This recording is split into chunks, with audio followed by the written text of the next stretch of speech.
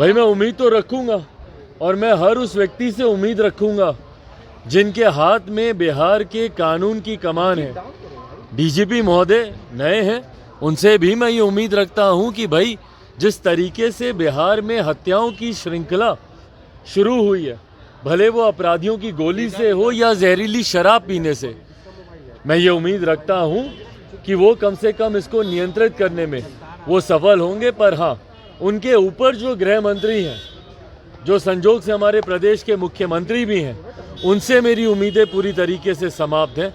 जब तक वो प्रदेश के गृह मंत्री हैं, मौजूदा डीजीपी भी कुछ कर पाए, उस पर ज़रूर चिंता खड़ी होती है। भाई क्यों नहीं आएगा राष्ट्रीय मानवाधिकार आयोग?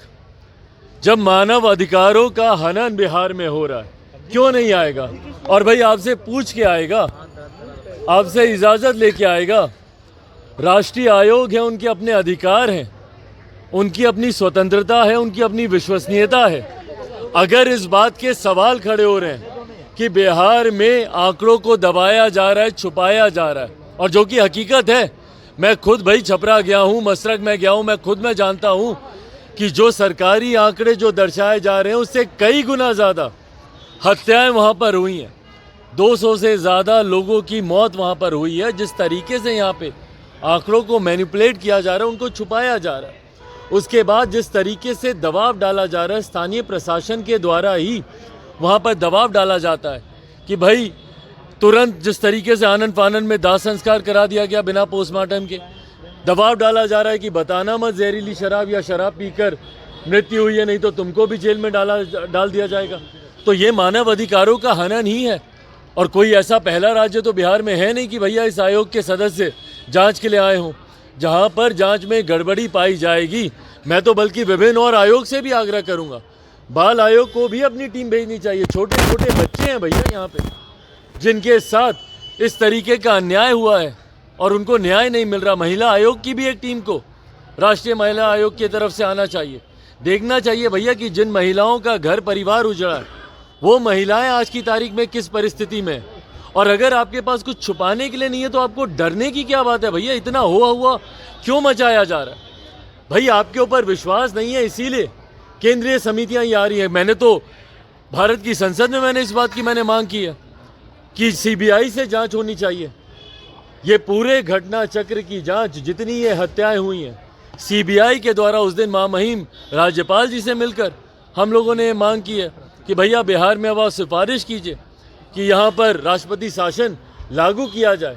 क्योंकि जिस तरीके से बिहार के हालात हैं, जिस तरीके से प्रशासन इस पूरे घटना चक्र को दबाने का कार्य कर रही है, और इसके पूर्व में भी जितनी घटनाएं घटी हैं उसको भी जिस तरीके से दबाने का प्रयास किया जा रहा है, ऐसे में सच्चाई कभी सामने आएगी नहीं। और सच्चाई सामने आएगी नहीं तो पीड़ित परिवारों को न्याय नहीं मिलेगा। ऐसे में केंद्र का हस्तक्षेप करना जरूरी है। परिवार को मुआवजा मिलना चाहिए। आप भी गए थे घटनास्थल पर, आपने भी पीड़ित परिवारों से मुलाकात की है, क्या कहेंगे? भाई बिल्कुल मुआवजा मिलना चाहिए। मुआवजा क्यों नहीं मिलना चाहिए?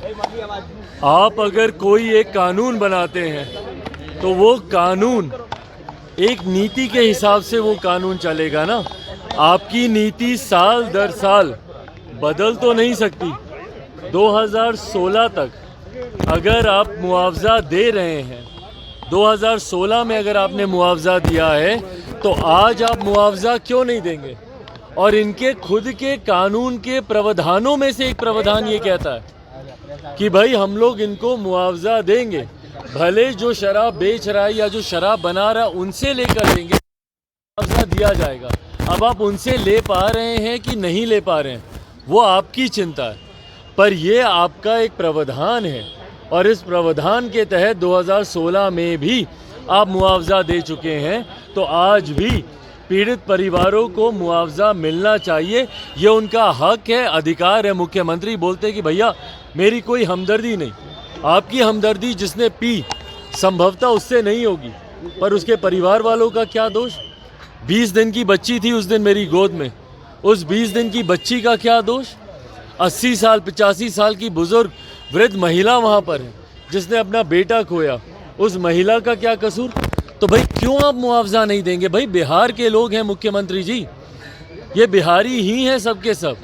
अपने ही प्रदेश के लोगों से इतनी नफरत, अपने ही प्रदेश के लोगों से कि आप उनके मरने की कामना करते हैं, और जब वो मर जाते हैं तो उनके परिवार के आप आंसू तक पहुंचना जरूरी नहीं समझते।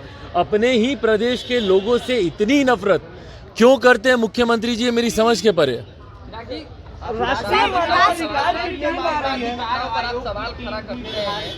आपराधिक घटना पे आप सवाल खड़ा करते रहे हैं। हाँ। डीजीपी चेंज हो गए हैं, लगता है कि बेहतर